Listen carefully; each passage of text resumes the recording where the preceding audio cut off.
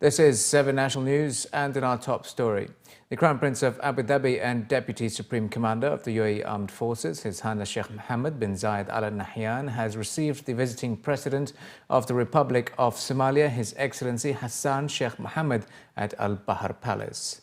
The Crown Prince of Abu Dhabi and the Somali President discussed ways to strengthen the existing fraternal relations between the UAE and Somalia and the people in various fields. They also discussed the latest regional and international developments as well as issues of mutual concern. During their meeting, the two parties also reviewed cooperation in economic, development, political and security aspects, while also focusing on projects offered by the UAE to support the Somali people in rebuilding their national and social institutions. The Crown Prince stressed that the UAE, led by President His Highness Sheikh Khalifa bin Zayed Al Nahyan, supports Somalia on all fronts and wished progress and prosperity for its people. The Roads and Transport Authority has announced that it would reopen the left and U-turns at the intersections of Sufouh-Al Gharbi streets and the Dubai Marina along the track of the Dubai tram early September 2016.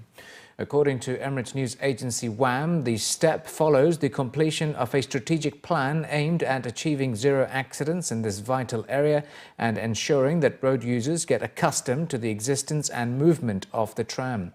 It comes after the successful reopening of left and U-turns at the intersection of As-Sufouh streets at JBR last March, as well as the reopening of turns at the intersections of Al-Marsa As-Sayora streets, Al-Marsa As-Sufouh streets and Al-Marsa As-Sharjah streets last June 2016.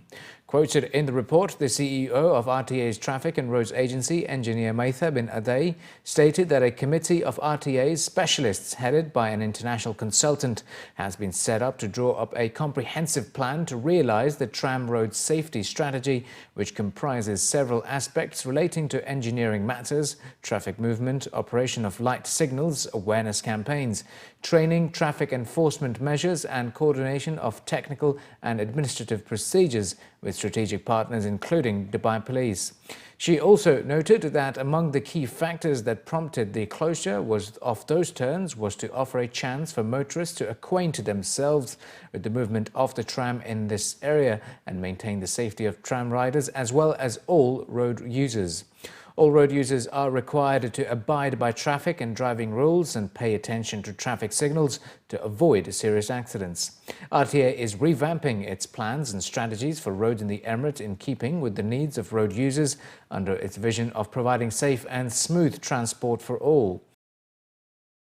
In line with the new recommendations and guidelines of UAE Fire Safety Code, Danube Group has unveiled a new 100 million dirham factory to produce non-combustible panels.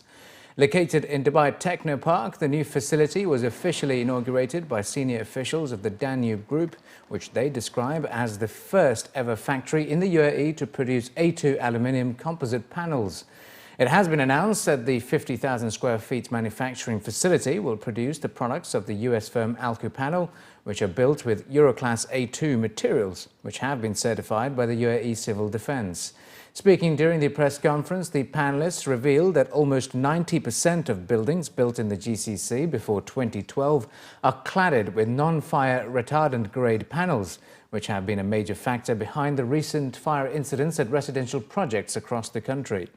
Commenting during the launch ceremony, Rizwan Sajan, chairman and founder of Danube Group, stated that they will be using the new ACP panels for the Riyadh Metro project and are in discussions to provide panels covering an area of 500,000 square meters for future projects. Before there were not so many fires like you have seen in the past, and that's how the civil defense has said that like enough is enough. We have had enough of incidences now, and we should put a stop to it. And I'm very happy they have come out with this because this is very, very important for all of us being a developer, because people are staying over there, people are risking their lives over there. And I think this is for the future, it's going to be very, very good for all of us. Being a developer, like I'm a developer myself, and if I have a factory which is producing in-house, locally in UAE, I don't have to import the whole material for the whole project at a time. I can pick it up as and when I require. The cladding also the same way, because if you have look at the video, in the cladding there are more than 40 colors which are in stock. now I want to use a particular color in a particular section, or I want to change my mind and I use it something else. So if I have a factory which is producing over here, my flexibility becomes much better.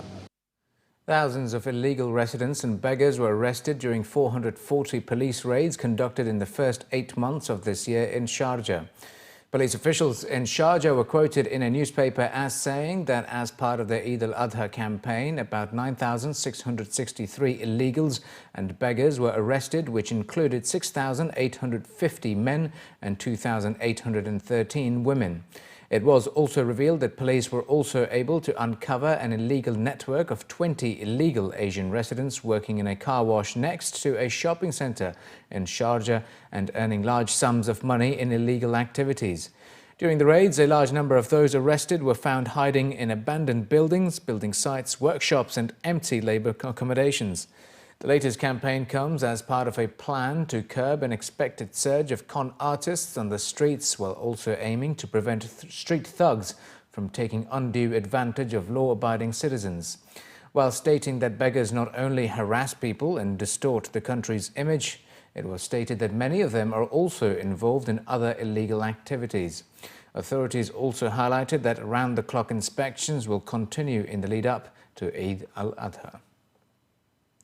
And as the first flight carrying Hajj pilgrims from Dubai is set to leave on the 24th of August, authorities have urged pilgrims to come 4 hours ahead of their flight time with all required documents to avoid last-minute rush. A senior official of the Hajj committee at Dubai Airport was quoted in a newspaper as saying that transit passengers passing through Dubai on the way to Saudi Arabia for Hajj have already started arriving at the airport.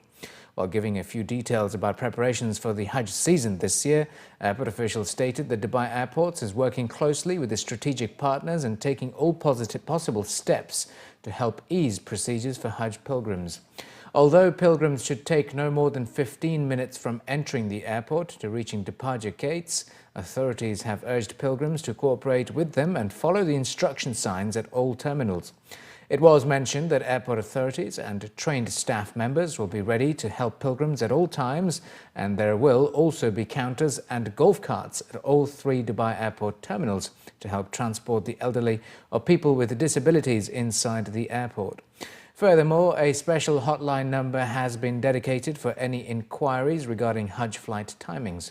The UAE Ministry of Health will also have a stand at the airport where pilgrims can have some basic medical checks.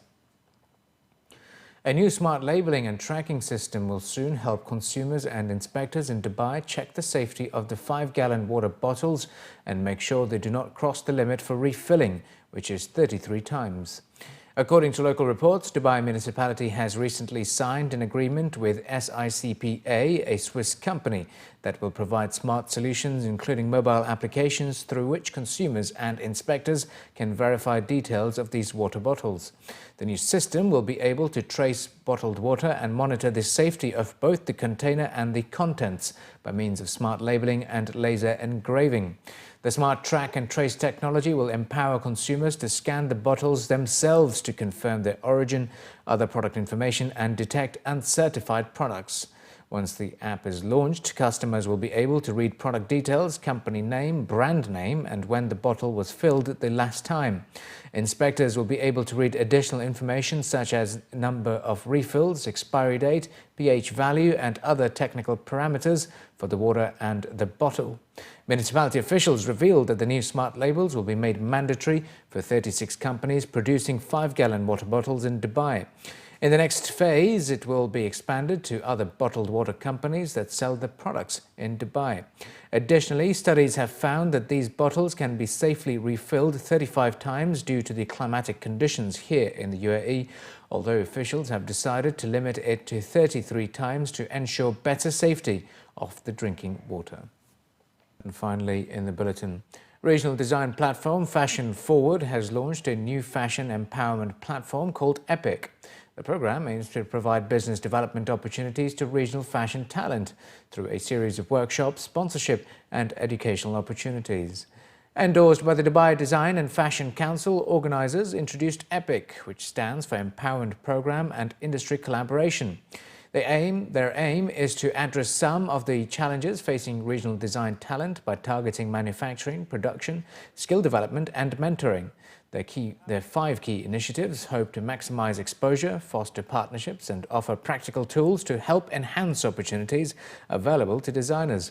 A series of workshops will focus on digital buying behavior and distribution strategies, how to leverage social media content and collaborations, and how to create stylized runway presentations.